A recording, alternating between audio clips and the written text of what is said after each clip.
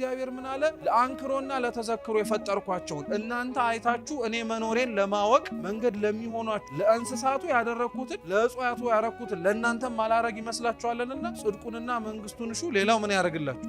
ጽድቁንና መንግስቱን እሹ ሌላው ይጨመርላችኋል። እኛ ጋር ግን ሲመጣ ሌላውን እሹ ጽድቁንና መንግስቱ ይጨመርላችኋል ብለን አገላብጠናል።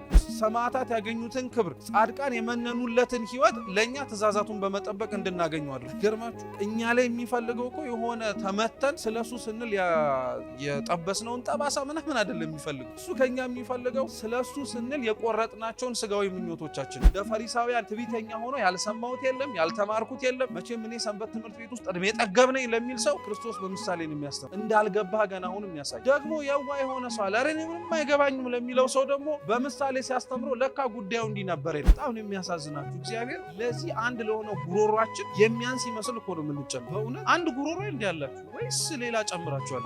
አንድ ጉሮሮ እኮ ነው ያላችሁ በልታችሁ የሚወርድ ማለት አንድ ሆድ ዕቃን ያለ ገብቶ ቁጭ የሚልበት የሚፈጭበት ማለት። እኛ ግን እኮ 9 ሆድ እንዳለን ነው የምንሰራው። አንድ ጉሮሯችንን ፈጥሮት እግዚአብሔር ሳይደፍነው የሚያድር ይመስላችኋል? ሰው የተናቀ ሰው የተገፋ ሰው አይሆንም ብሎ ሌላው ሰው ሌላውን ሰው ሊገፋ ይችላል እንጂ እግዚአብሔር መሬትነቱን ብቻ ነው የሚፈልግ መዝራቱን አያውቅም።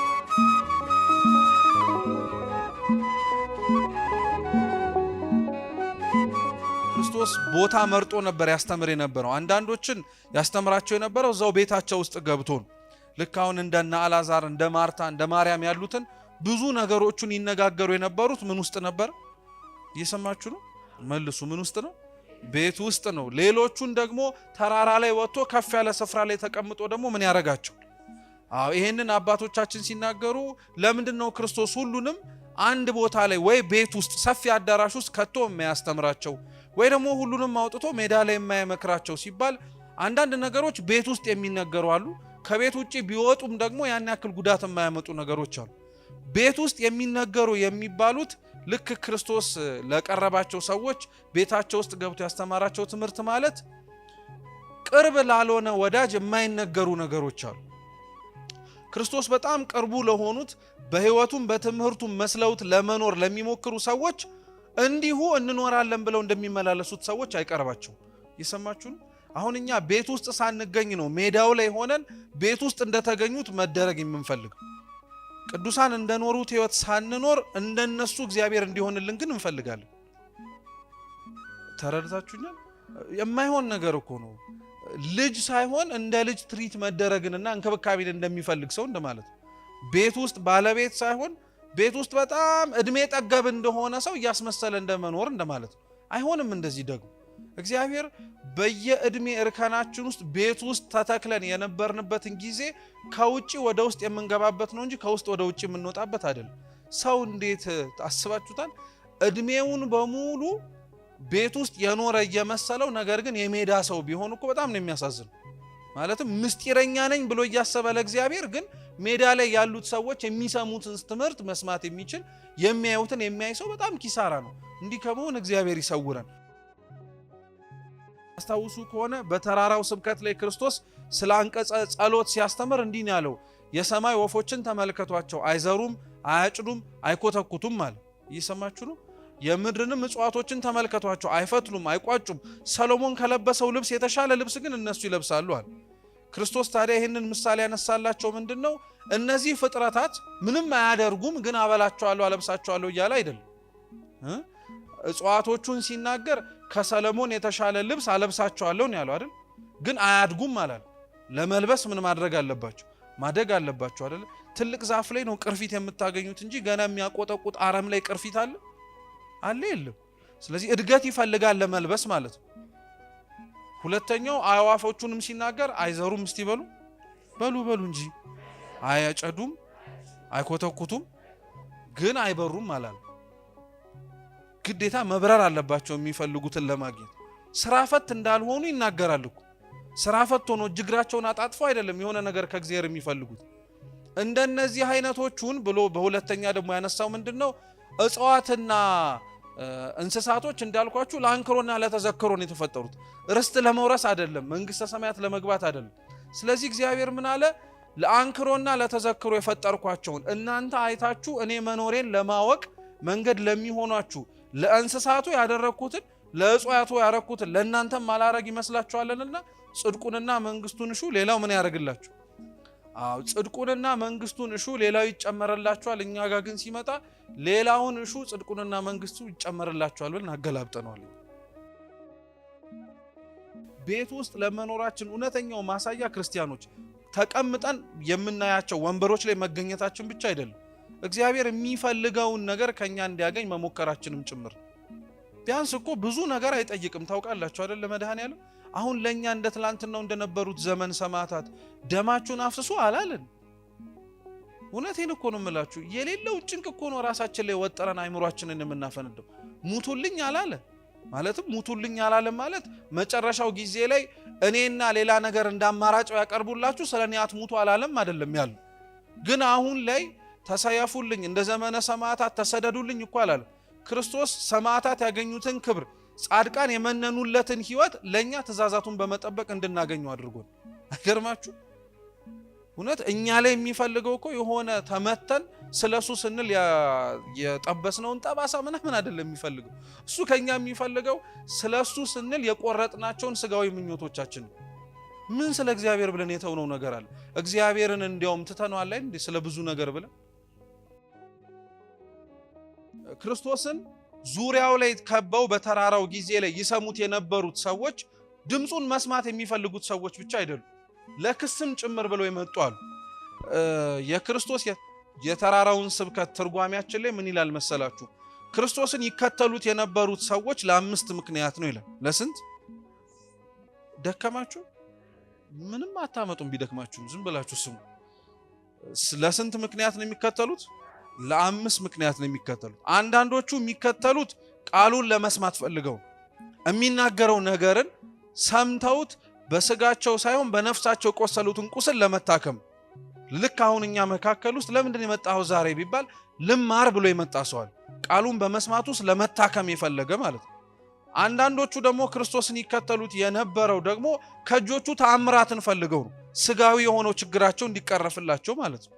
ስለዚህ ሽባ የሆነው ከዛም ውጪ ሌላ የስጋዊ እክል ያለበት ድክመት ያለበት ሰው ይከተለው ነበር። ምክንያቱም ክርስቶስ ብዙ ጊዜ ላይ ካስተማረ በኋላ ወይ ይፈውሳል ወይ ከማስተማሩ በፊት ፈውሶ ከዛ ያስተምራል።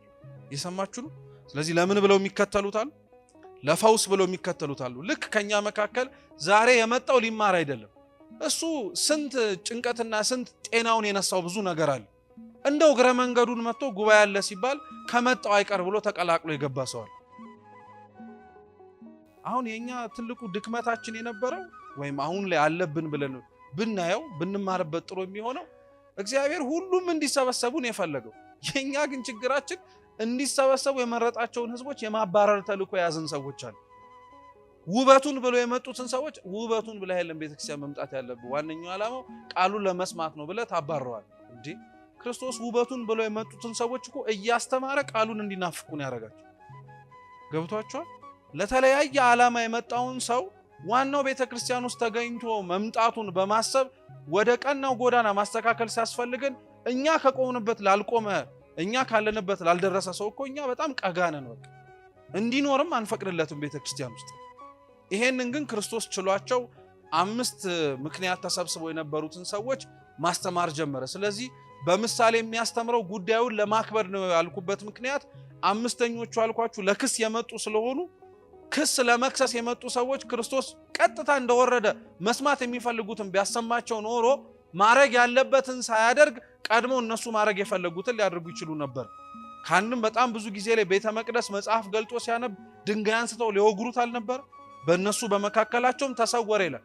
ጊዜው ምን ስላልሆነ ስላልደረሰ ነው። ስለዚህ ጊዜው ስላልደረሰ በመካከል መሰወር እንዳለ ሁሉ በምሳሌ ማውራትም አለ። ስለዚህ ዘሩን ሊዘራ ወጣ አለ። አንዱን አስፋልት ላይ ዘራው ወይም ደረቅ መሬት ላይ ዘራው አለ። ከዛ የሰማይ ወፎች መጥተው ምን አደረጉ? ለቀሙት አለ። ሁለተኛውን ጭንጫ መሬት ላይ ዘራው አይደለ? ጭንጫው መሬት ማደጉን አድጓል፣ ነገር ግን ስሩ ቆንጥጦ ሊይዘው ስላልቻለ ፀሐይ ሲወጣ ምን አረገ? መልሱ እንጂ ደረቀ። ያው ጉባኤው ሲጀመር በደንብ የተማሩ ናቸው ስለተባለ ነው መልሱ ማለት ታቁታላችሁ ይሄንን ለማለት ነው። ሶስተኛው ላይ ደግሞ ዘሩ ተዘራ፣ ግን እሾህ አብሮ ስለነበረ ዘሩ ካደገ በኋላ ምኑ አንቆ አስቀረ? እሾሁ። አራተኛው ደግሞ ጥሩ የሆነው መልካም መሬት ነው። ከተዘራ በኋላ እሱ ምን አደረገ? ፍሬ አፈራ። ይሄን በምሳሌ ሰምታችሁታል። ዘሩ የእግዚአብሔር ቃል ነው አይደለም? ዘሪው ራሱ ክርስቶስ ነው። መሬት የተባለው የኛ ልብ ነው። ስለዚህ አምላካችን ኢየሱስ ክርስቶስ የመጀመሪያውን ዘር የዘራበት መሬት ልባቸው የደነደነ ሊሰሙት ፈቃደኛ ያልሆኑት ናቸው። ሊሰሙት ፈቃደኛ ያልሆኑት ልባቸው የደነደኑት ሰዎች ላይ ዘሩ ሲዘራ ሰማይ አዋፋት የተባሉት አጋንንት መተው ወሰዱባቸው። ነጣቂዎች መተው ዘሩን ነጠቋቸው። ፍሬ ያላፈራው ሳይዘራ ቀርቶ ሳይሆን ልቡ ምን ስላረገ? እስቲ ስለደነደነ በሉ። ስለዚህ እንደሰማነው መኖር ያልቻልነው መስማት የሚጠበቅብንን መስማት የሚያስፈልገንን እግዚአብሔር ሳይነግረን ቀርቶ ሳይሆን እኛ ለመስማት ምናችንን ስላልከፈት ነው፣ ልባችንንም ስላላዘጋጀው ነው። እግዚአብሔር ለሁለቱም ጆሮአችንም ልባችንንም ያዘጋጅልን። ወዱ አይደለም። ልክ እቺን ምሳሌ ሲጨርስ ምን እንዳለ ታውቃላችሁ? ቦሰሚዓ ለእዝን ዘይሰምዕ፣ ጆሮ ያለው መስማትን ይስማል። እየሰማ የማይሰማ ማድመጥ እያስፈለገው ጆሮን የሚዘጋ ስላለ፣ ስለዚህ ጆሮ ያለው ምን ማድረግን ያድርጋል? መስማትን ይስማ። ጆሮአችንን እግዚአብሔር ይክፈትልን። እያደመጥነው እንዲሆን ደግሞ ቅዱስ ፈቃዱ ይሁንልን። ክርስቶስ መዝራቱን ዘርቷል፣ ማድረግ የሚጠበቅበትን አድርጓል። ነገር ግን ችግሩ የነበረው አሁንም ከመሬቱ ነው። መሬቱ ስር ቆንጥጦ ለመያዝ አልቻለም ነበር። ስር ቆንጥጦ አለመያዙ ደግሞ ሳያንስ ሊያበቅለው የተሰጠው ፀሐይ እሱን ራሱን አከሰለ። አይገርማችሁም? ፀሐይ እጽዋትን የምታደርቀው እሷ ራሷ የምታደርቅ ሆና አይደለም። ምክንያቱም የምታደርቅ ቢሆን ኖሮ ይሄ ሁሉ እጽዋት ምን ያደርግ ነበር? ይከስም ነበር፣ ይደርቅ ነበር። ፀሐይዋ ሳትሆን ያደረቀው የተዘራበት መሬት ለፀሐዩ ሙቀት ምቹ ስላልሆነ። እየሰማችሁ ነው? አንዳንዴ በህይወታችን ሌላውን እንዲያብብ ያደረገው ፀሐይ እኛን ሊያከስመን ይችላል። ሌላውን ጥሩ ፍሬ እንዲያፈራ ያደረገው ነገር እኛን ግን ፍሬ አልባ ሊያደርገን ይችላል። ፀሐይ መከራ ነው። እየሰማችሁ ነው? በመከራዎቻችን ውስጥ ይላል ቅዱስ ጎርጎርዮስ ብናውቅበት ኖሮ እና ፀሐይ መሆኑን አውቀ ነው መሬቱ የተለሰለሰ ቢሆን ኖሮ የልባችን መከራዎቻችን ሁሉ ስናሸንፋቸው የነገ ብዙ ዘውዶቻችን ይሆኑ ነበር። እየሰማችሁ ነው? ብዙ ያላለፍናቸው መከራዎች ከእግዚአብሔር ጋር አማረን እሱን ተናግረን እሱን ሰድበን ብዙ ሊሰጠን ብሎ እኛ ግን አንፈልግም ብለን የወረወርናቸው ዘውዶች ናቸው። ክርስቶስ መስቀል እኮ የሞተበት ብቻ ሳይሆን ዓለምን ያዳነበት እኮ። መከራዎቻችን እኛን የሚገሉን ብቻ እኮ አይደሉም፣ እኛንም የሚያስነሱን መሆን ይችላል።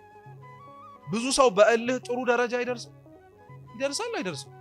የሆነ ነገር ሞራሌን ነክቶት ነው እንዲህ ባለሀብት የሆንኩት ይላሉ አይደል? እንዴ ሰዎች ሰው ተናግሮኝ ነው ሰው እንዲህ ሲለኝ እኔማ ቆይ ልኩን አሳየዋለሁ ብዬ ነው። ሰይጣን እንዲህ እንደሚዘብትብን ታውቃላችሁ?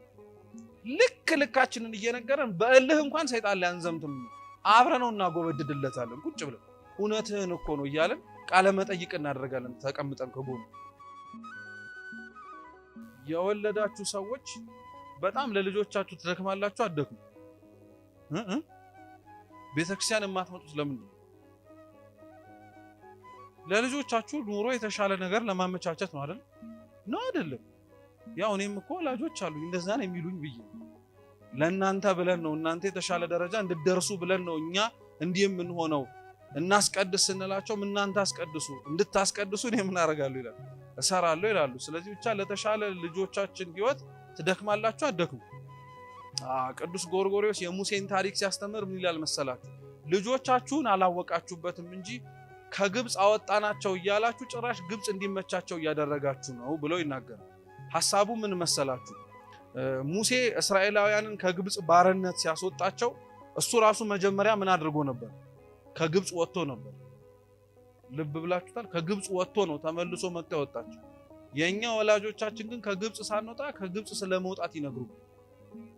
እነሱ ራሱ መውጣቱን አልቻሉበት። ብዙ ቀላል የማይባል ወላጅ በጣም ብዙ ይደክማል፣ ብዙ ለልጆቹ ይጥራል። ብዙ በጣረበትና በደከመበት ልክ ግን በስጋው ጥሩ ሆነውለት በመንፈሳዊ ህይወቱ ደግሞ ደካማ ሆኖ ሊያገኛቸው ይችላል። እና ቅዱስ ጎርጎርዮስ ምን ብሎ ይናገራል? ለምድራዊ ህይወታቸው እንደምትደክሙት ሁሉ ምን አለ ለነፍሳቸው ብትኖሩ ትንሣኤ ሙታንን አታምኑም ይላል። ከሙታን መካከል የምንነሳው እኛ ብቻ እኮ አይደለም ልጆቻችንም ጭምር ናቸው። እና ለስጋቸው እንደዚህ ቀን ከሌሊት የእግዚአብሔርን ቤት እየናፈቃችሁ እንኳን ላኖራቸው ግድ ነው አደራ አለብኝ ብላችሁ ዋጋ ከከፈላችሁ ለነፍሳቸው ምን ያክል መክፈል አለባችሁ? ዋጋ ግድ ነው። በጣም አስፈላጊም ጭምር ነው። ምድራዊ ሐሳብ ግን ክፋቱ ይሄ ነው። ጠግበው ያልጠገቡ፣ ጠጥተው ያልረኩ፣ ለብሰው ያልለበሱ ስለሚመስለው ወላጅ አሁንም የተሻለ ነገር ያመጣል። በጣም ጥሩ ነው እናድርገው። ግን ምንም ያክል ብናለብሰው፣ ምንም ያክል ብናስጌጠው እግዚአብሔር ሊያደርግለት ከቻለው ማድረግ ይችላል ወላጅ? አይችልም። አናኖረው እኛ እስትንፋሰው እኮ አይደለም። ያለበስነውን ልጅ እግዚአብሔር መውሰድ ይችላል? አይችልም። ታዲያ ሲያወስድብን ለምን መልሰን አንሰጠውም? አይገርማችሁም? የመሬቱ አለመመቻቸት እግዚአብሔርን ያን ያክል የሚጎረብጠው እንዳይመስላችሁ። መሬቱን ይዛችሁ ሊኑ አይልም፣ እሱ ወደ መሬቱ ነው የሚሄድ። ይሄው ልክ አሁን እንደሚያደርገው ማለት ነው። እኛ ጋር ወርዶ ተገኘ እንጂ እግዚአብሔር እኛ እሱን ፈልገ ነው መች መተን እናውቃለን? ስሜታዊ አይደለን እንደኛ የምንፈልገው የሆነ ጊዜ ላይ እኮ 4 መንገድ አለው ፍሬ የሚፈራበት። አንደኛው እጽዋት በራሳቸው ፍሬ የሚያፈሩ አሉ። ልክ እንደ ገብስ አይደለም። ምንድን የምታስቡበት? ገብስ ታዲያ በጎኑ ያፈራ በላይ ነው የሚያፈራው። ገብስ በላይ የሚያፈራ ነው። በጎናቸው ፍሬ የሚሰጡ አሉ። ልክ አሁን ክረምት እንደምንበላው እንደ በቆሎ እሸት ማለት ነው። በውስጣቸው ፍሬ የሚሰጡ አሉ። ፈልቅቀን የምንበላቸው ማለት ነው። ልክ እንደ እሸት ባቄላ መሰል አይነት ነገር አይደል? በውስጣቸው ደግሞ ከመሬት ስር ፍሬ የሚሰጡ አሉ። ልክ እንደ ድንች፣ እንደ ካሮት ወዘተ ተረፈ። እቺንማ ትመልሳላችሁ። እንደ ድንች እንደ ካሮት መሰል ተረፍ ነገር ማለት ነው። እና ቅዱስ ያሬድ ምን ይላል? ዘር የተባለ ቃለ እግዚአብሔር ሲዘራ የሰው ልብ ላይ ቢያንስ በ4 መንገድ ፍሬ ማፍራት አለበት። ሰው ቃለ እግዚአብሔር የሚዘራበት ለዚህ ምክንያት ስለሆነ በደንብ አድርጋችሁ ስሙ። በውስጣቸው ከመሬት ስር ፍሬ የሚሰጡ ማለት ትህትና። አንድ ሰው ትሁት መሆኑን የሚያውቀው ልክ እንደ ሽንኩርቱን ነቅሎ ኧረ ትሁት አይደለሁም ብሎ እየተከለ አይደለም። ሰው ትህትናውን እንዴት ቴስት ያደርጋል? ትሁት ነኝ አይደለሁም ብላችሁ ራሳችሁን ትመረምራላችሁ?